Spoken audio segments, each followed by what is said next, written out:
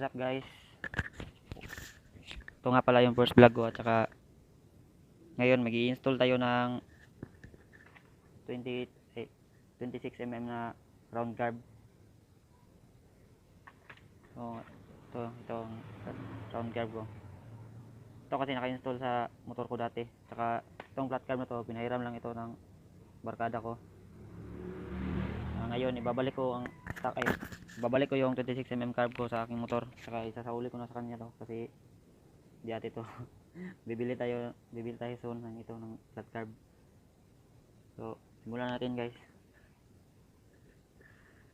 Una baklasin niyo muna to itong bolt ng manifold ito.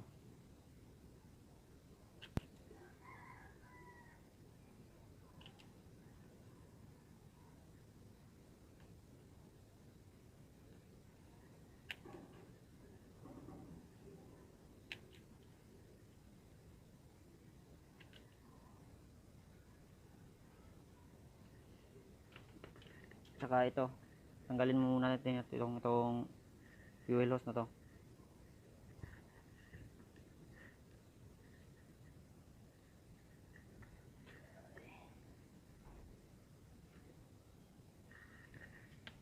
Baklasin natin ito.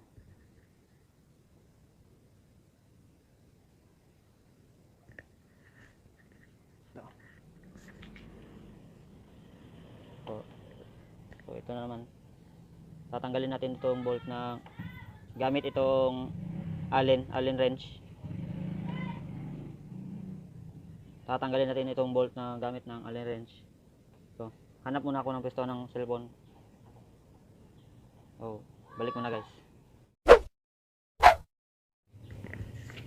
So, ito na guys. Ito yung gamit itong Allen. Klasin natin.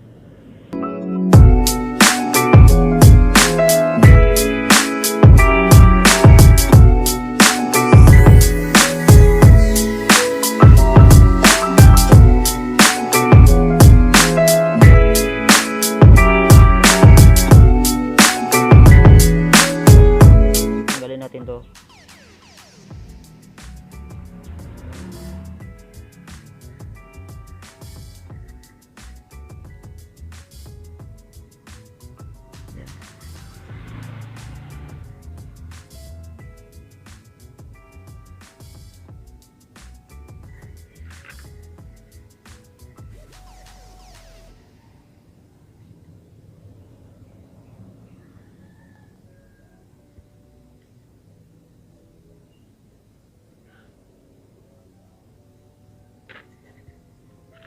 So, ito. Kakabit natin tong flat carb round slide pala. Round carb ko na 26mm.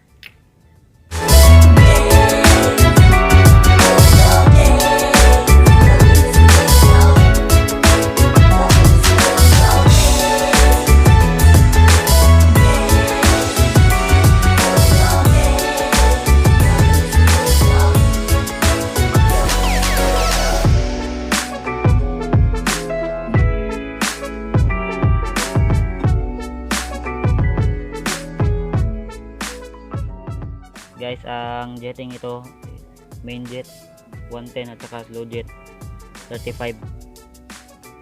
So install ko na.